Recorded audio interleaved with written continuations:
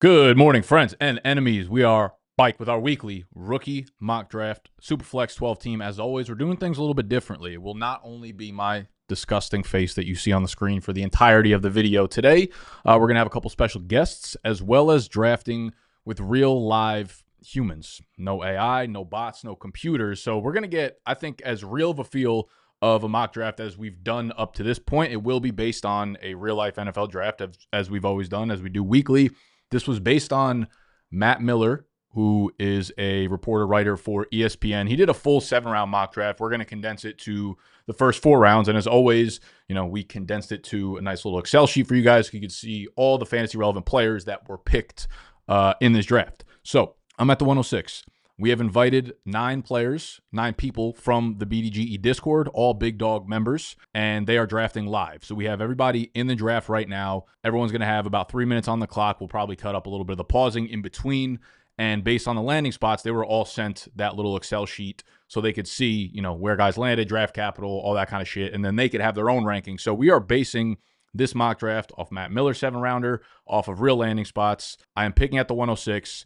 Adam, who makes videos on the channel, Gutter Stains within the BDGE ecosphere, is also in here. I'm going to have them on video once my turn is done. So we're going to jump into the draft board right now. So you could see beside me all the fantasy relevant draft players that have been picked in the mock draft. And honestly, these are some juicy fucking landing spots. Just taking a bird's eye view here.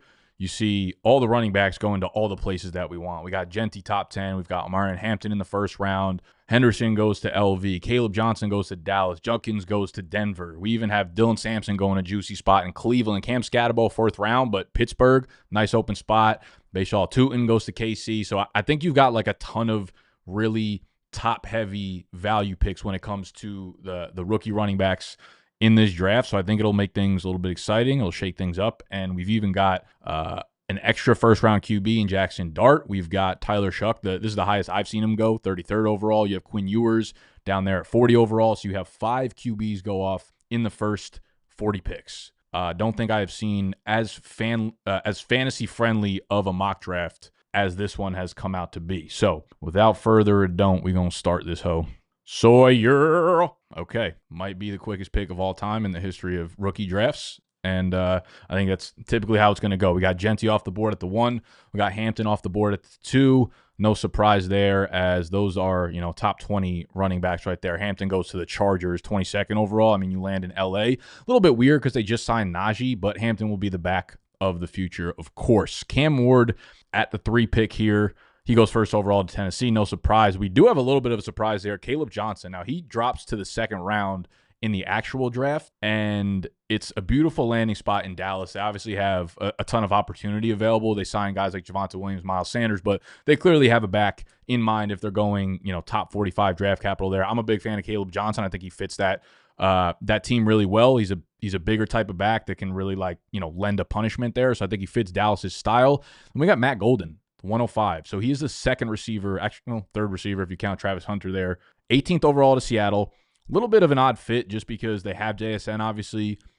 They signed Cooper Kupp. It's kind of like 3 versatile wide receivers where I think Golden can probably primarily play the outside. I kind of feel like you're just, kind of compiling a bunch of dudes that can do a lot of things here. So I'm sitting at the 106 right now. And for me, Ted McMillan is still the top wide receiver on the board available. I would have taken him over Matthew Golden here. He goes to where'd he go? Las Vegas, 6 overall. I mean, that's heavy fucking draft capital there. And, Brock Bowers is a beast. Jacoby Myers is really good, but I do think there is room for an outside wide receiver now with Geno Smith to really rake in 130, 140 targets. He gives them a real outside wide receiver, which is kind of the opposite of what Jacoby Myers and Brock Bowers are. So I'm going to grab Tet here and run for the hills. I'm also going to pause the draft real quick and get Gut and Adam in here. All right, so before we start, kind of spicy here. We got Caleb Johnson going 104, Golden over Tet here. What are we thinking? I think the Golden in Seattle mix is tough. Obviously, a very crowded room. Don't know. I mean, obviously the new offense is going to be structured differently, so we got to see how that plays out. But there was a lot of 2 receiver sets last year when the Saints ran. So will Golden be the number 2 right out of the gate? That's going to be the big question.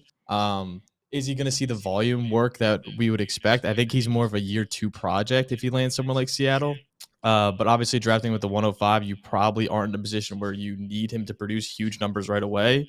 I think he's going to be one of those ones where it comes on at the later part of the season where like, oh, the talent was there, kind of like a JSN almost did when he was in Seattle, to where they're going to have 2 studs around him and he's going to have to kind of work into that role. So him going before Ted is very interesting. I think Ted's going to have to just come on and be a touchdown monster for Vegas. So I think you grab some definite value there. Caleb going at the 104 I love that pick at Dallas. I mean, the pick in Dallas is great. Do you take him over? Like, you look at the landing spots on the board. You got Travion Henderson going to LV 37. You got Judkins going to Denver, which is like incredible down there, 51. And you're probably not taking a third round back in Samson, but like of those like 3 backs, do you feel like it's warranted to grab Caleb up there at the 104? Would you even take him straight up over those guys?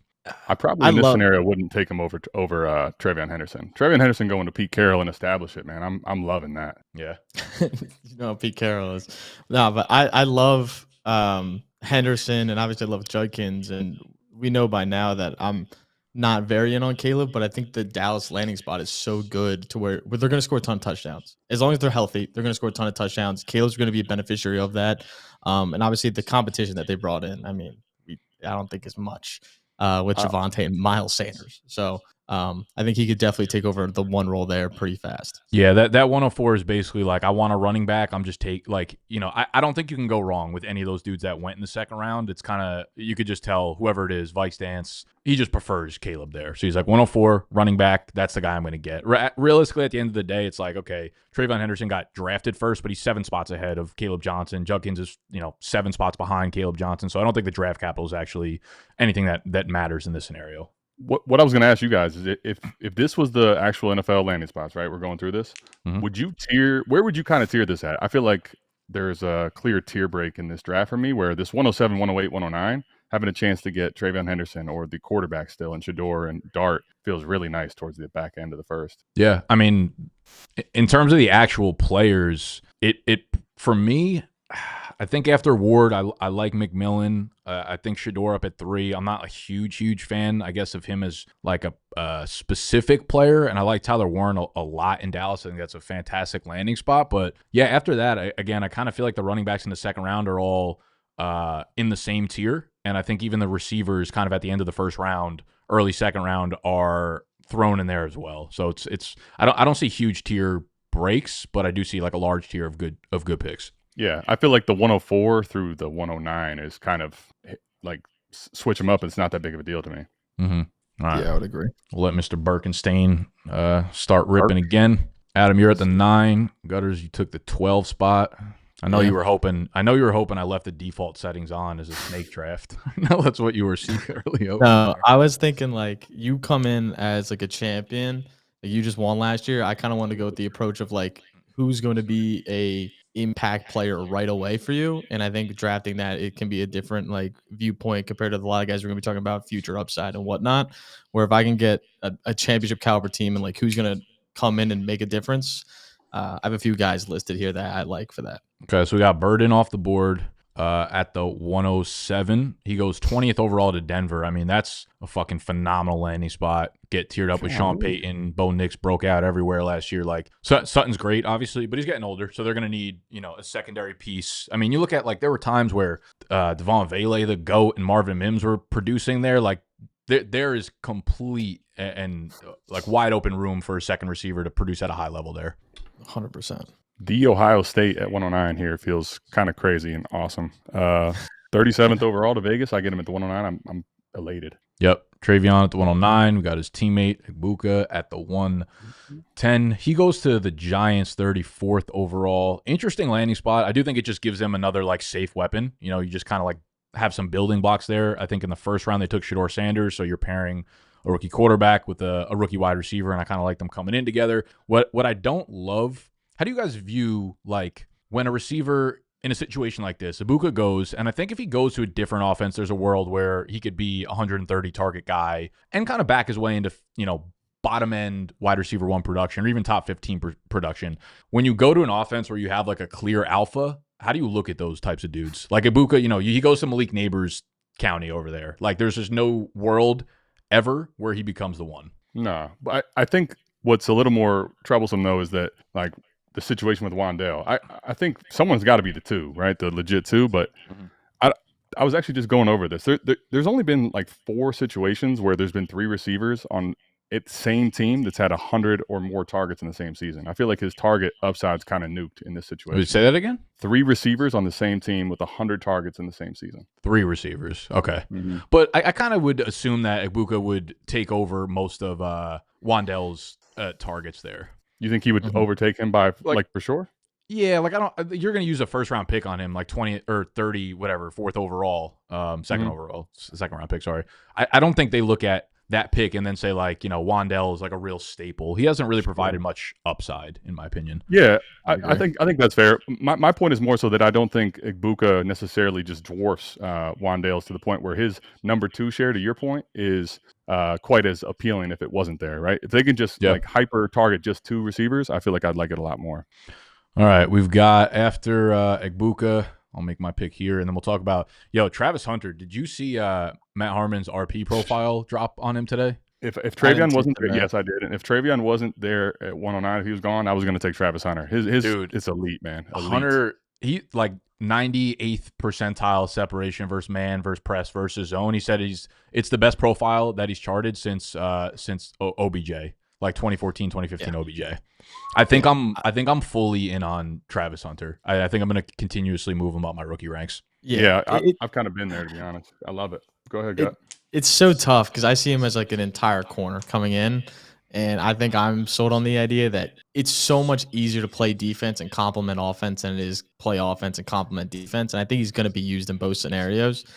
But to get him here at the 112, if he's playing 100 to 110 snaps a game in college, why can't he do that in the NFL?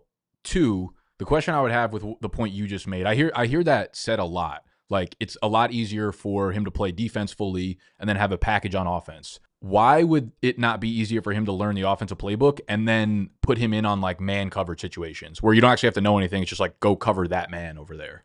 Why is that not easier? Because it's never that simple of just cover that man. It's Why always not? That's what I would do if I was at DC. Mano-y-mano. It's never mano-y-mano unless you're on the goal line and have like a one-on-one scenario. It's always you got to know the package that you're in, the blitz packages, the check packages. If they come out in a trips compared to a stack look, if they come out in a bunch look, every check is different with every blitz that you have, with every coverage that you have. Like the defense is I think defense is 10 times more complicated than any offense you could run. So to learn a defense is way harder, and to be a number 1 corner in that defense is way harder because you're going to be going in different spur checks, you're going in different coverage checks and whatnot in every single form. So I think it's easier to learn the defense entirely and then just come in on plays where you only have one thing to do on offense. You know your job. If you're the X receiver, you're running a post route. If you're a slot receiver, you're running whatever, and he can do that at a high level. He's the best hands, as you saw in the separation stuff. He's one of the best separators. Using him for only 20 to 25 snaps on offense might be more beneficial in red zone areas or 3rd and 4th down areas than it would be not utilizing him as much on defense, especially because he's so elite on defense. He's just as good in defense as he is on offense. He's a truly phenomenal player. So I would much prefer him on the defensive side of the ball if I'm New England. Plus, if you have Hunter and you have Gonzalez, that's nuts. Like that's nuts. Yeah. You're locking down everybody. And also the main thing with the not playing both ways side is the ownership is not going to allow a player to play that many snaps to get hurt. They're not going to do that. You're paying a player that much money. There's no way in hell you're going to allow them to have that opportunity to get seriously injured when you're playing that much. I don't know, man.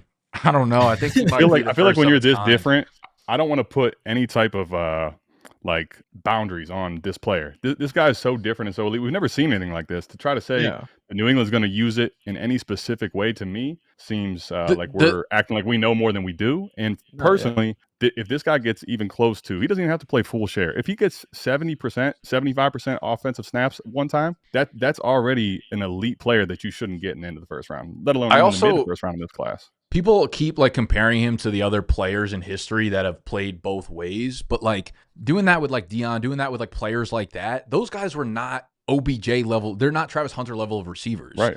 They're Travis Hunter level of athletes, but not like technicians the way he is, which is why, I don't know, I find it hard. One, I am going to be like jaw on the floor if the Giants pass up on Travis Hunter at 3. Like if it goes Cam Ward, Really? Abdul Carter, dude. I mean, Hunter and Shedeur Sanders, in terms of like the level of blue chip prospect they are in two different worlds. And if I'm the Giants ownership, like I'm going down there and making that pick myself. Like there's no way I'm letting Brian Daboll let Travis Hunter slide by because I want to try to save my job here with a quarterback while my team is still 18 players away. Like letting a dude like Travis Hunter, who is legit like once in a 5-10 year type of player, slide by you because you think you have good positional value, I think is fucking insane. And just, I mean, obviously pairing him with Drake May and the upside we saw, I feel like it could just be fireworks. That I don't understand kind of why. To me, the upside, especially in this class, is not that strong, right? It's not like I feel extremely great about some of the earlier picks here. Like if you put that in 2024's class, let's say, I might have a harder time because I'm like, these guys are just legitimate playmakers at receiver and quarterback. Yeah.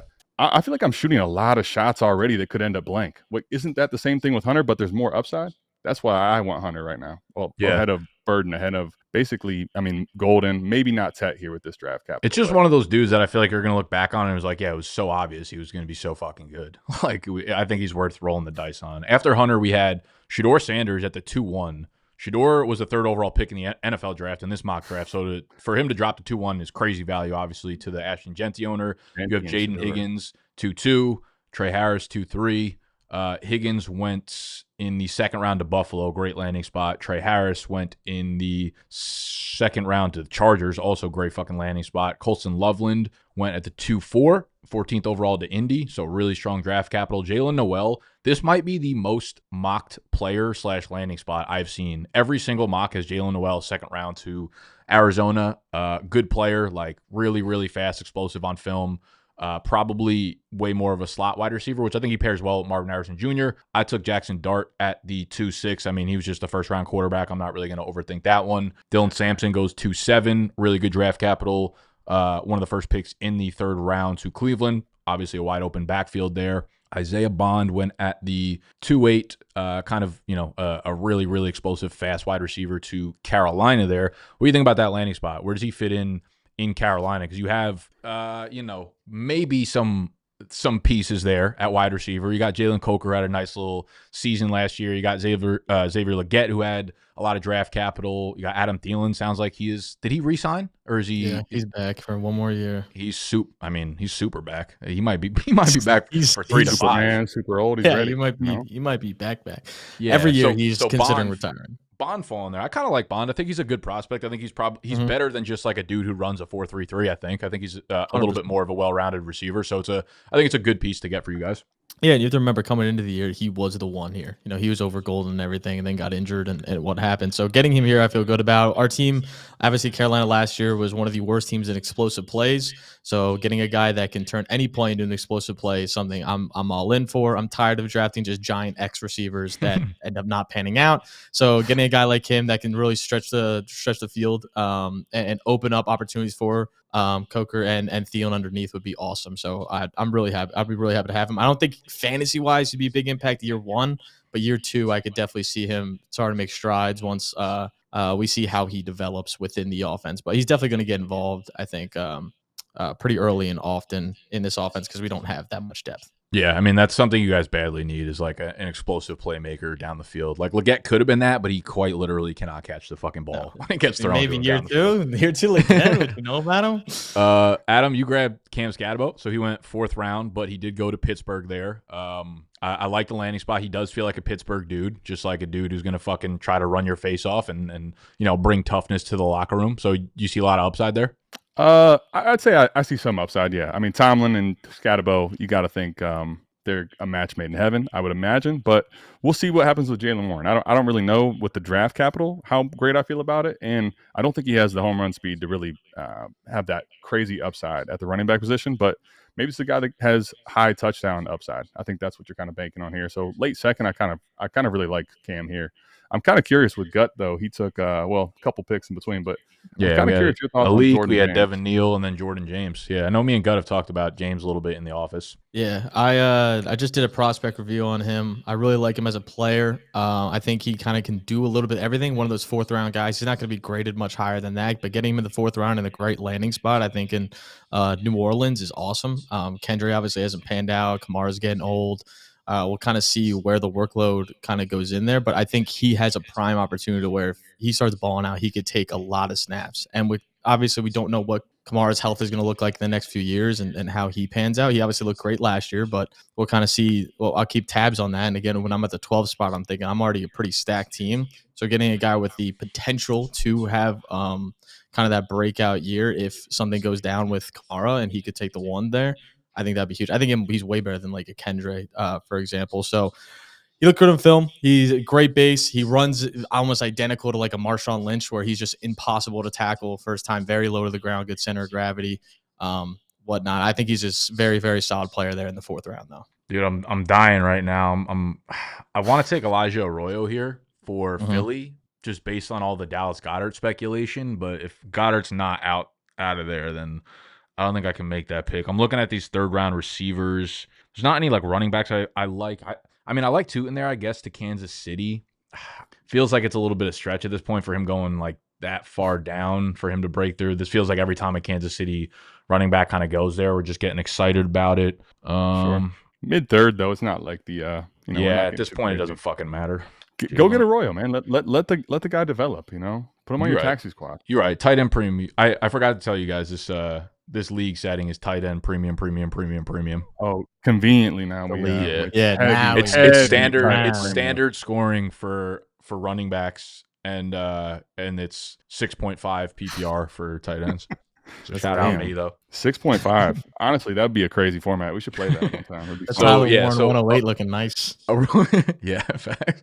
Arroyo, he's a talented, athletic tight end out of Miami. I won't say he's a high volume guy. That was kind of Xavier Restrepo's calling card out there from Cam Ward. Arroyo made some big plays. I do think he had a couple chunk plays that were he kind of broke off, ran down the sideline, did a lot of stuff like that propped up his stats a little bit. He's definitely someone that I think has high upside based on just his play style and his explosiveness and his athleticism, but he'll definitely have to develop. But I think just based on this landing spot, him going to Dallas, him going to Philly, to talk about Dallas Goedert possibly being out of there, like that's an offense that you probably want to attach yourself to. So I like the idea of, year 2, year 3, Arroyo being an upside guy here. I like it. Got Milroe going off at 3.7. Oh man, I thought he would go a little bit higher. Honestly, that was all queued up for me. Jalen Milroe, just if he gets a chance, that's what I'm saying. If he gets a chance, his upside's nuts. Right now, it's kind of interesting because we don't know obviously what's going on with Rodgers. We don't know if they sign a different veteran, but like if nothing happens and this is how the draft plays out and Milroe goes to Pittsburgh,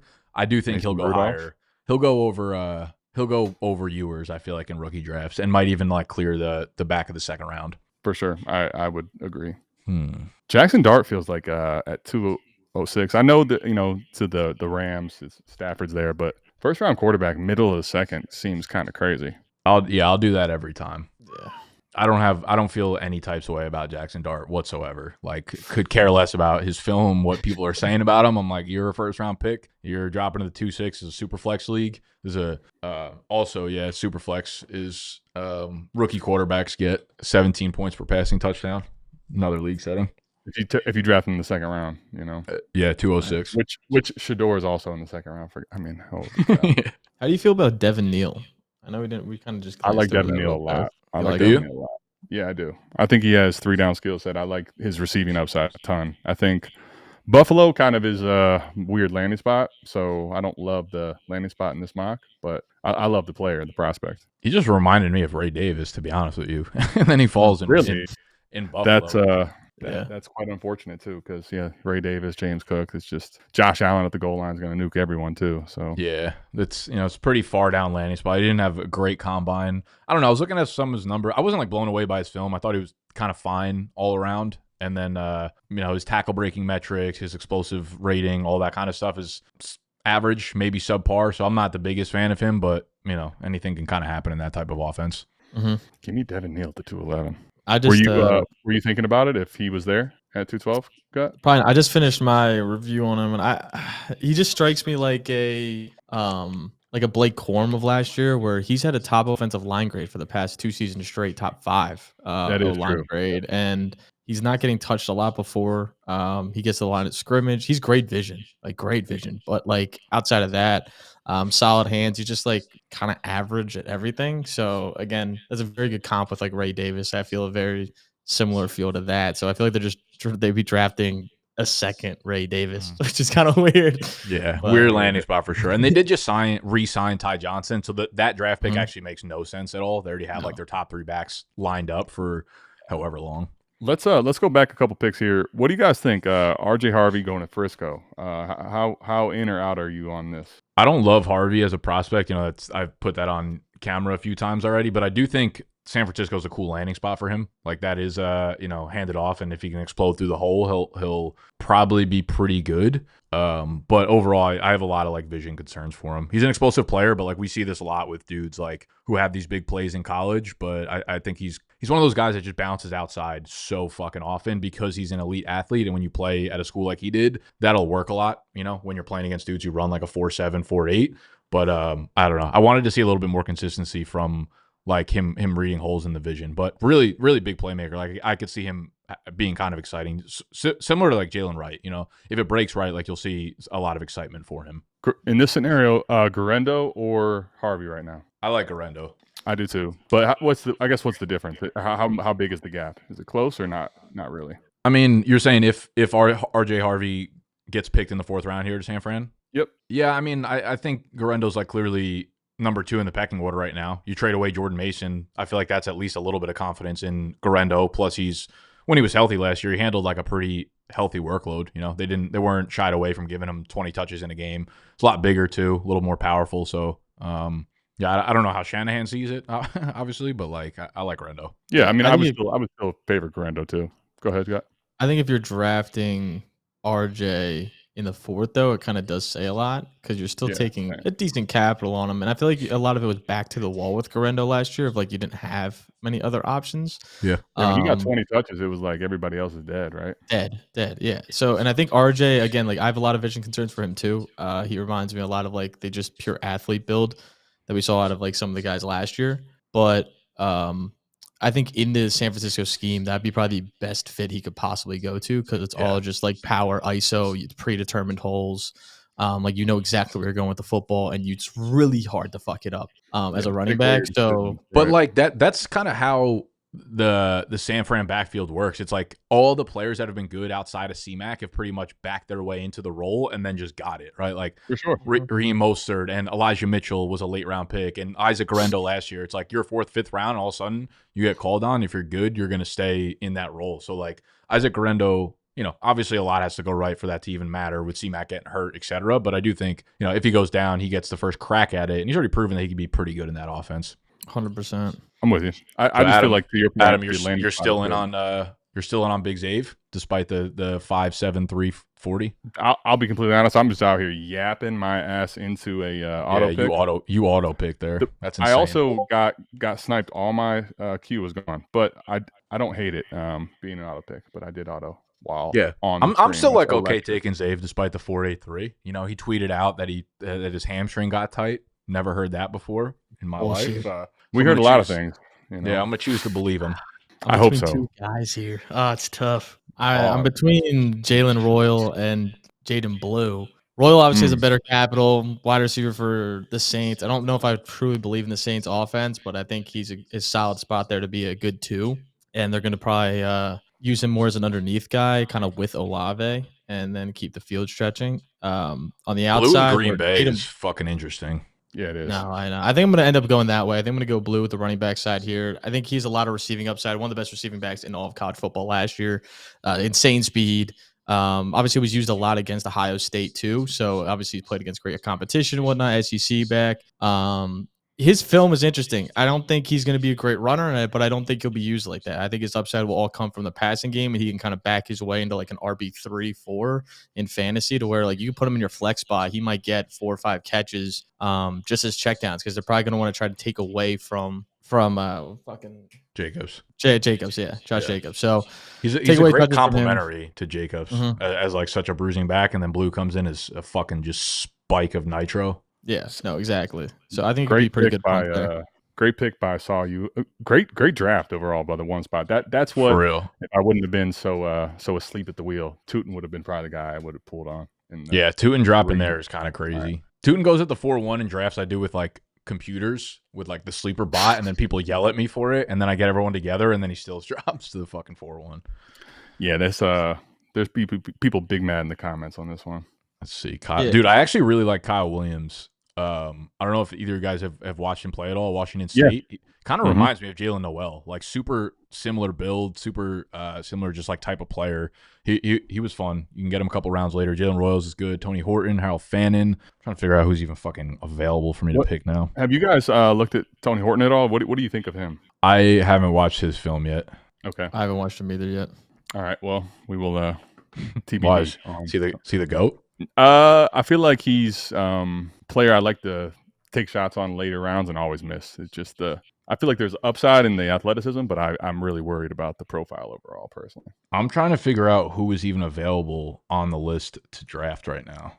Kyle McCord. Oh, Fannin just went. Damn. I think you'd make it to me, but we get Lovett there. Yeah, Lovett's still there. Etienne's available.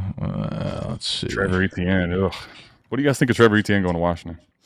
I don't think it's a bad fit at all. Like, he's a little heavier for back. He's a bowling ball. He's going to bounce off a lot of tacklers. Very low center of gravity. Pretty good in the hole. His vision's not bad at all. He's pretty fast, fourth too. round.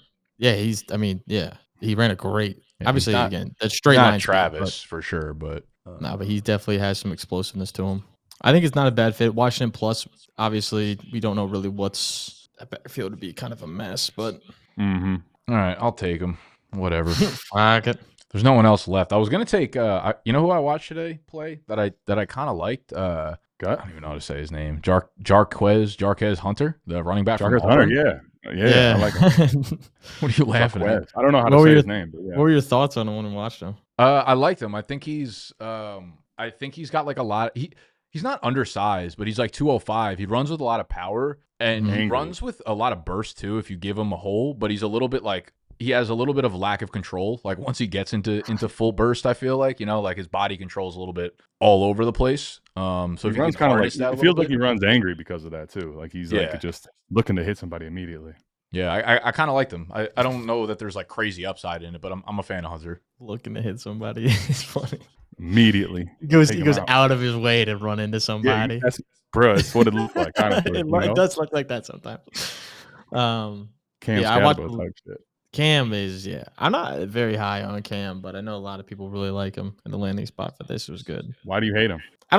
Hate, strong word. I don't hate him, but I'm not as high on him for sure. I just think a lot of the stuff won't. At Arizona State, he was getting 25 carries a game. The way he excelled was at the end of games after teams were kind of wear down. I mean, you look at the Texas game, he didn't really do shit until the middle of the third quarter, fourth quarter when he took off. I mean, he's averaging 3 yards a carry until the middle of the third quarter. Kind of getting boxed in almost every scenario, and then wind him down. I don't know if he's going to get those touches in the NFL. Like, what team is going to give Cam Scatabo 20 touches to wear a team down? I just don't know. Arthur fucking Smith, buddy. Touches that are inefficient as hell. It might just be Pittsburgh. Yeah, no, maybe. I mean, he has the tools to do it. Cam Scatabo, he's like just such a college legend. Like I love his game. I actually liked his film a lot, but I will say like it is so hard to see like his high-end skills or traits like translate to the NFL level because there just aren't dudes that play the way that he did in college at the NFL level. It's like Derrick Henry, and then like that's kind of it. Yeah. But I do think like he's self-proclaimed the best running back last year. His size and power is interesting because he's such a good fucking pass catcher too. He's almost like a slow version of C-Mac, honestly. Like you could use him in a really, really solid role. Like you could use him on any down. Yeah, it's almost, I'm going to be honest, it's like a bigger, it sounds going to sound weird, but like a bigger Austin Eckler the way he catches it, where he runs so wide based, but he's a really good pass catcher. And I think he could definitely be used a little bit depending on where he's at. But again, the Arthur Smith offense, like, are we really pass catching backs out of that? You know, he'll be probably more used as a ground and pound guy, especially when you have Jalen Warren there. Yeah. Well, I think Jalen Warren still probably would be the better pass catcher in that scenario. Well, when Jalen Milroe takes over at QB, nobody's getting checked down. So absolutely, he's just going for fucking 80. Did you see Milroe and Scatabo on the option? Get the fuck out! Oh my god! All right, so we're basically out of players that are drafted, right? We're just taking long shots on players where we want. Fucking loser. Well, fuck you then. How's that? Go. Damian Martinez. This one I trade. We are in lockstep on Damian. God, I'm trading up for the 412. Let me get that 412. Mm-hmm. Who do you want for next year's 5th?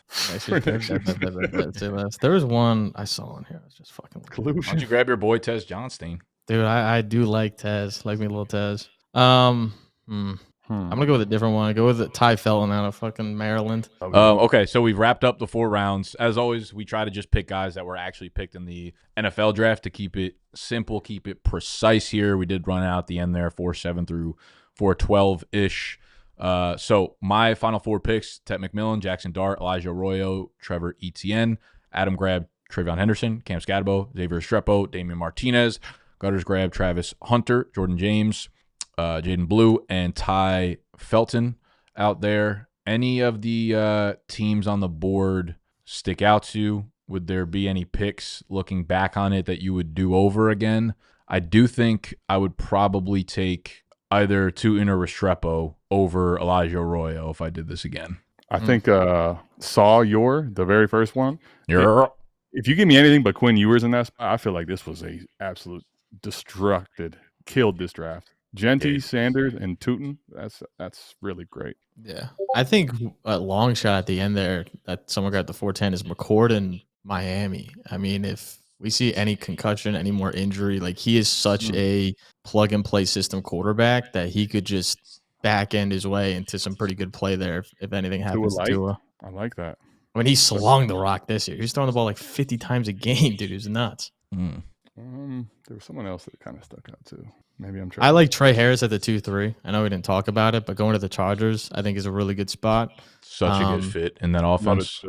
So awesome. And I think he'll be utilized perfectly. He's a good complement on the outside there. And I think he could do a lot of damage. Getting him at the 2-3, it'd be really good. I might even, obviously Hunter's there, so I'm going to take him almost every time. But if Hunter was gone, I think that's where I would have gone next probably. I will say. Burkholder, I'm kind of curious. Like 107 Luther Burden here going to Denver. I don't know. I feel like I don't love that spot 107 for him here. What do you guys think? Gut. Talk about your man.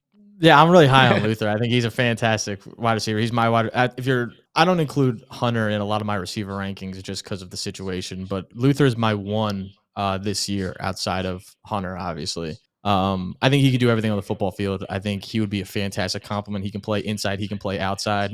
Obviously this year it was a big situation based. Their offensive line was horrendous, ranked like bottom of the entire NCAA, bottom in time to throw, like almost everything. I did a whole breakdown on why he was worse this year than last year. And I think last year really just showed his true skill set. And like, if he would have been drafted last year, like he came out last year, was able to be drafted, he would have been a top 10 pick. Yeah. And I don't think he's a different player. I think it truly is a lot of situation based stuff. And I think he's one of the best slot players in the, like, you could possibly draft. So I think he would be elite there in Denver, and Bo Nix obviously is cooking. So yeah, I think this is what's going to happen. Like, I think unless we get actual confirmation that Travis Hunter is going to be an offensive player for whatever team he comes out to, you're going to see just a bunch of mismatches of where receivers get drafted. Because when I put out a video, it's all differing opinions. I have tons of people say, "Oh, Burden's my one." I have tons of people say, "Egbuka's my one." I have tons of people say like, "Don't overthink Tet McMillan." So it's like none of these guys from like a receiver, route running, whatever perspective feel like they're kind of running away here. So I don't. It's hard to make a case for reaching above and beyond for this guy versus this guy if you're in a spot where you're at the 106, 107, 108, and you're just like, I need a receiver or I want one of these young receivers. It's kind of just like grab the guy that you like the most, or the guy that you feel like landed in the best situation here. As much as I really hate to do it, I really don't want to. Mary Kay, I feel bad for her. She's a local reporter here in Cleveland. She's really pushing this Tyler Shuck thing, and apparently this mock draft has it for the Browns. We have our new quarterback. It's just gross as hell. Him falling down. What do we think about this at 304 though? Honestly, that's really fucking good value for a dude who's borderline a first-round pick and goes to a situation where he could be starting as soon as this year. I mean, yeah. What's in the way? I don't know much about his game, to be honest with you. I was unfamiliar with your game for sure. Yeah, I don't know much about his game, but I know a lot of people either like him or are pretending to like him just for the sake of trying to be smart right now. And again, if he gets 33rd overall type of draft capital, even when you think about some of the dudes that have gotten that recently, like Levis, right? That's right around where he was picked. Levis obviously didn't pan out, but the point of Dynasty, I think a lot of the times, is to look at these guys and know whether or not their value is going to go up. If you had sold Levis after his like good game or two, you were getting damn near top 15 quarterback value. You're easily flipping him for, the 107 if you wanted to. And again, like any of these guys go out, look good at all, like their value goes, you don't have to stay in that game. Yeah, it feels like a rich bet, though. Honestly, to your point, it's kind of like the early rounds of Imposter. It feels like everybody's just trying to make sure they're not on a limb on draft. They're just kind of all given the same type of verbiage. All right. Well, we'll wrap it up here. Thank you guys for joining me. As always, we do this weekly. So if you are not a Big Dog member, this is how you'll get into the drafts with us from now on. Sign up on BDGE.co. Also, those peoples will be getting a private live stream from Adam every Saturday going forward, similar to the Q and Assaults that I do on Saturdays during the regular season. So if you've got Dynasty questions that you want answers to, your specific team, rookie draft picks, trades, whatever, Adam will be live every Saturday doing that for the Big Dog members, right? BDGE.co. Go sign up there, get in a mock, get in the assault. Get what you got to get. Assault Adam. Pause. All right, we're out. Thank you. Smoochies. Wow.